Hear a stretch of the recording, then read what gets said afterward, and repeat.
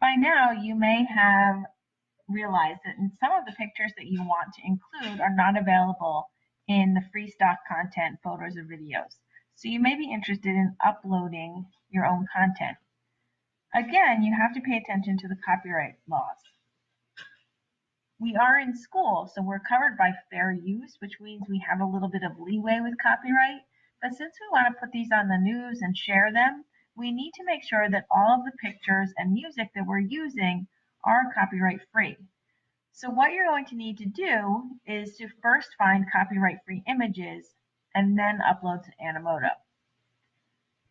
Most of you will probably go to Google and Google Images in order to look for your pictures. Let's pretend I need some dog pictures for my Animoto book trailer. When I select images of dogs, I get all sorts of choices. If I select this toolbar, it gives me several other choices. I can now select only red dogs, or I can choose only photographs of dogs, or I can choose clip art of dogs.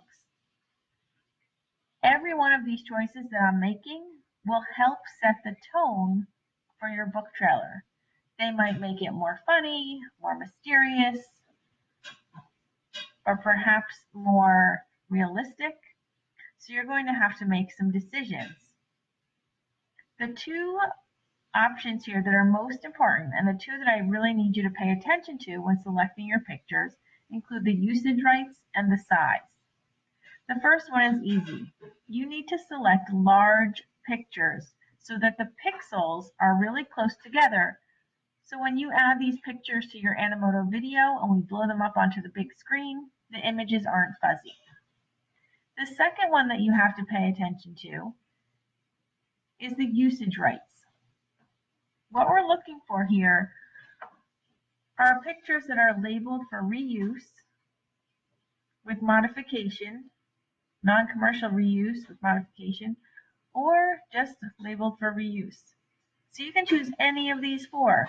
The only one that you can select is the default, not filtered by license.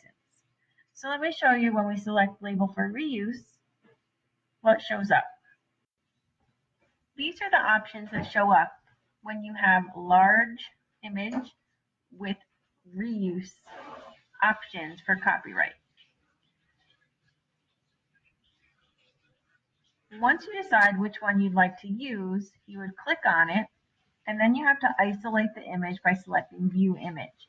If you do not go through this process and you simply save from this small image, your pixelization will not be clear enough for you to upload to Animoto. So take the extra step, go to View Image, and then once you have the large image, you can save the image. This is going to then share this image to your Google account or your Google Drive, and that's where you'll pick it up to upload to Animoto. Now you know how to find images that will work on Animoto. Remember, they need to be copyright free, which means they need to be labeled for reuse. They need to be large, so when you upload them, you will have enough pixels in the picture. And they also need to support the tone or theme of your book.